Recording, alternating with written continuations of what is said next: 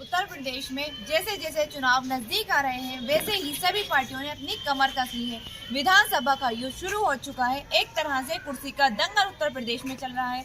हर दावेदार पूरी तरह से प्रयास कर रहे हैं कि वोटर्स को अपनी ओर किस तरह से रिझाया जाए। हमने कई विधानसभाओं का दौरा किया, वहीं आज हम पहुंचे हैं विधानसभा 31 चंदोसी में। हमारे साथ कुछ लोग मौजूद हैं, हम उनसे राय लेंगे कि आखिर क्या राय होती है उनकी विधानसभा चुनाव को लेकर। जी सर, सबसे पहले तो मैं आपका नाम जानना चाहूंगी, क्या नाम है आपका? मैं दीपक कुमार वाल्मीकि, जिला सचिव कांग्रेस पार्टी संबल। आपकी पार्टी के तो मुद्दे हैं ही, लेकिन आपके खुद के क्या मुद्दे हैं चुनाव लड़ने के? मेरे मुद्दे चंदोसी में सड़कों की, ये मंत्री महोदय भाजपा से हैं और भाजपा से ही आपके चेयरमैन हैं। इन्होंने सड़कों की व्यवस्था बस से बेहतर कर दी है और आपका नालों की सफाई सालों से नहीं हो पाई है। मेरा मुद्दा यही है कि सबसे पहले चंदोसी विधानसभा का विकास और एक जो है डिग्री कॉलेज अलग से खोलना पर्सनली मेरी अपनी सोच रहेगी। और ज़्यादा से ज़्यादा रोज़गार की सबसे बड़ी हमारे यहाँ दिक्कत है कि रोज़गार भाजपा शासन में आज तक नहीं दिया गया है, जो रोज़गार के लिए मैं लड़ाई लड़ूंगा। अच्छा, सबसे बड़ी समस्या क्या है चंदोसी में? सबसे बड़ी समस्या बेरोजगारी, महंगाई, किसानों के ऊपर अत्याचार, किसानों का गन्ना का पेमेंट, ये सबसे बड़ी समस्या है हम लोगों के लिए। अच्छा, अगर आपको मौका मिलता है और आप विधायक बन जाते हैं तो आप क्या स्टेप लेंगे चंदोसी की? सबसे पहले चंदोसी के विकास की बात करूंगा।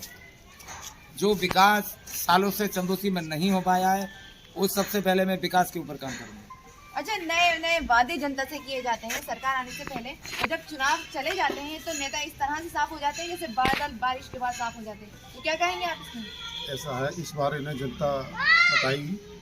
लोकतंत्र में वोट की कीमत होती है और इन्होंने जनता, युवा और के लोगों के साथ ऐसा धोखा करा है कि हम आपको हर साल 2 करोड़ नौकरियां देंगे, 15-15 लाख रुपए आपके खाते में डालेंगे। अब ऐसा बेवकूफ़ बनाया है। आज चाहे कोई शिक्षा मित्र है वो आज आंदोलन कर रहे हैं, रोजगार सेवक है वो धरने बैठे हुए हैं, आंगनबाड़ी वाली है वो आज धरने बैठी हुई हैं।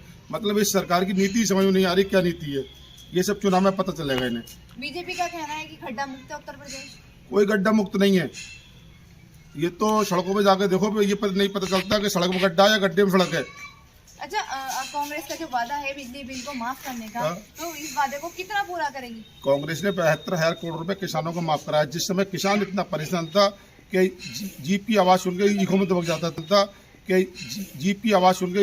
जाता था उस समय, क्यों? किसान देश की रीढ़ की हड्डी है और आज किसान इतना परेशान है। हमारे यहाँ चंदोसी में छोटे छोटे लघु उद्योग होते थे, आज सभी बंद हैं। चंदोसी होलसेल की मंडी थी, लेकिन अब सब धंधा खत्म है। अच्छा, प्रियंका जी का नारा है लड़की हूँ लड़ सकती हूँ, तो क्या महिलाओं के लिए कांग्रेस आगे बढ़ेगी, स्टेप लेगी महिलाओं के लिए?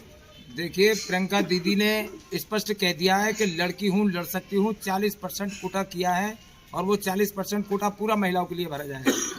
और दूसरा, प्रियंका गांधी ने जो वायदे किए हैं, वायदे नहीं ये प्रतिज्ञा हैं, किसानों का पूरा कर्जा माफ, बिजली का बिल हाफ और आपका लड़की हूँ लड़ सकती हूँ, इस पे उन्होंने लिखा 40% महिलाओं के लिए नौकरी में हिस्सेदारी और जो है 40% महिलाओं के लिए नौकरी में भी देने का वायदा किया है और ये मतलब इलेक्शन में टिकट देने का भी वायदा किया है। दूसरा, उत्तर प्रदेश के किसी भी कोने पे महिला जा सकती है, रोडवेज बस में फ्री व्यवस्था मिलेगी, साल में 3 सिलेंडर मिलेंगे। बहुत सी ऐसी घोषणाएं हैं, इस पर ना करें। किसी को अगर कोई समस्या बीमारी की अगर आ जाती है, 10 लाख रुपए तक मतलब इलाज की व्यवस्था जो है कांग्रेस पार्टी ने करी है। प्रियंका गांधी जी की प्रतिज्ञा है। अच्छा, अगर गठबंधन करना पड़ा कांग्रेस पार्टी को तो किस पार्टी से गठबंधन करेंगे? देखिए, अभी गठबंधन की हम लोगों की कोई वो नहीं है। हम लोग निष्पक्ष अकेले दम पे चुनाव लड़ेंगे। ये प्रियंका गांधी का कहना है और डीके वाल्मीकि का भी कहना है कि अकेले मैं अपने दम पे चंदोसी विधानसभा के लिए इलेक्शन लड़ूंगा। अच्छा, क्या लगता है आपको, क्या उत्तर प्रदेश में हाथ चमकेगा? उत्तर प्रदेश में तो हाथ ऐसा चमकेगा कि जैसे कोई स्टार जैसे कोई सितारा जैसे निकलता है ना, तो उसी तरह का से चमका रहा और इसी तरीके से किसी हम लोग के कांग्रेसियों के जो कार्यकर्ताओं की कोई मेहनत भी कम नहीं है, इसमें जुझारू बन के काम कर रहे हैं और सब जुझारू बन के ही चमक रहे हैं। अच्छा, किसानों का लगातार समर्थन कर रही थी कांग्रेस पार्टी, तो क्या लगता है आपको कि ये जो वापस दिया है कृषि बिल सरकार ने, तो क्या ठीक किया या पहले ठीक वापस ले लेना चाहिए था? कृषि बिलों के जितने भी तीनों कृषि बिल थे, अगर ये सरकार वापस ना देती तो ये बहुत बुरी तरीके से फंस जाती। इससे हमारे किसानों का बहुत बड़ा हानित हो सकता था। ये इतने 10-10 साल के एग्रीमेंट पे ये लोग ले रहे थे और हमारा किसान बिल्कुल बेकार हो जाता। जो भी वही अपना खाद लगाते, वही अपना खर्चा करते और किसान बेचारा बिल्कुल निहत्ता होकर रह जाता। बगैर बेचे ही ये लोग किसान की ज़मीन के मालिक बन जाते। ये बहुत ही हित में हुआ किसानों का और किसान इससे बहुत ही ज़्यादा खुश है। अच्छा, नौजवानों को नौकरी मिली है जितना वादा किया गया था? बिल्कुल भी। बेरोजगारी और ये महंगाई ये इतनी चरम सीमा पे है कि जो बहुत छोटा तबका है हमारी यूपी का, वो बेचारा भूख की कगार पे है और वो कह रहा है महंगाई और भ्रष्टाचार और जनता बुरी तरीके से भूख से कर रही है हाहाकार। ये बहुत ही ज़्यादा विषम परिस्थितियाँ पैदा कर दी हैं। अब देखना ये होगा कि आने वाले समय में कौन होगा उत्तर प्रदेश का मुख्यमंत्री, अब की बार किसकी सरकार। कैमरा पर्सन समीर के साथ फरहाना खान, पब्लिक लाइव।